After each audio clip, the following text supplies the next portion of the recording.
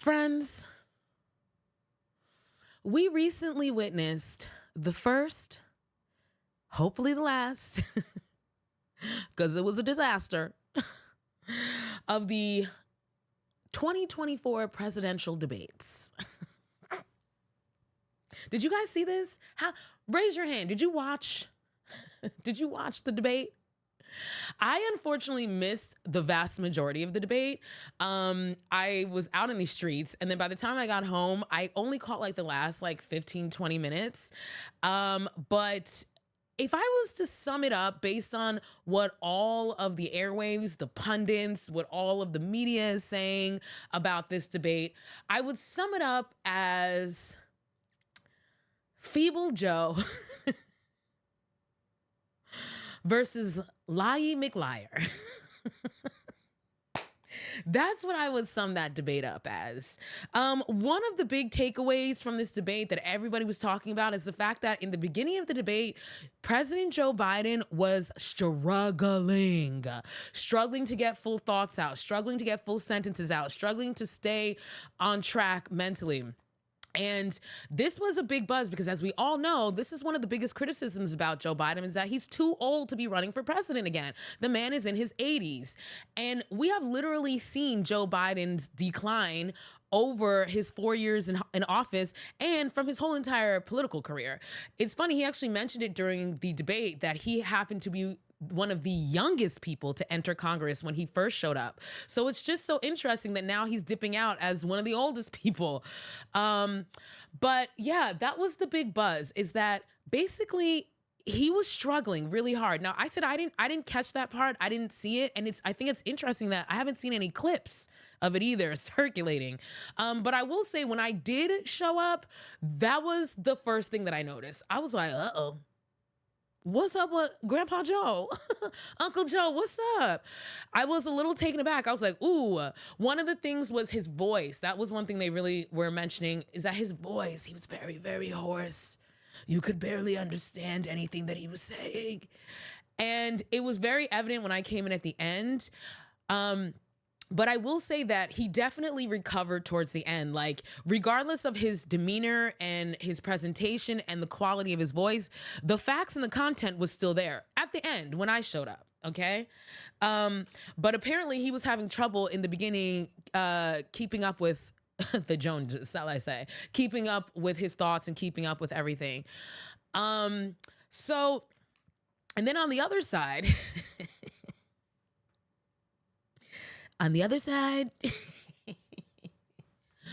we had a perfect president with perfect debate skills. He never messed up once. This dude, Donald J. Trump, sat on that podium and spent a whole 2 hours just lying. Lie. Pretty much nothing that came out of that man's mouth was truthful. I just wonder sometimes, I really want to know, and maybe I don't want to know, but I really would love to speak to some real legit Trump supporters. I really don't want to talk to them, by the way. I want other people to do this. But I would love to know, what is it that makes them want to vote for him? Because, miss me with that policy nonsense. No, he didn't. If you really actually look at the policies, you know he didn't. Like every other goddamn Republican president out here, he raised the deficit, tax everything, put us in debt. He's the reason why we are where we are today, in part. So miss me with that policy stuff. And then miss me with that drain the swamp stuff, because he is the swamp. He is the swamp. I mean, he may not be a career politician, but this guy is a career rich man who had his hands in politics from day one. He's been in the mix. This isn't his, last time wasn't the first time he attempted to be president. And he's hand in hand with all of these mother you-know-whats out there. And he didn't do anything to drain the swamp. He just perpetuated the swamp and kept it going. So I just wonder, when you have a presidential candidate who's literally out there talking like a maniac, no nonsensical, non-factual, just straight up bold-faced lying directly to the American people, I just wonder, when you're watching him do all that, are you like, yeah? Or, part of me wonders if it's just you just love to see him fuck shit up. and you just want to destroy everything and you don't care what anything he does, you're like, yes, fuck it up. Fuck it up. Because that's the only thing that I can imagine.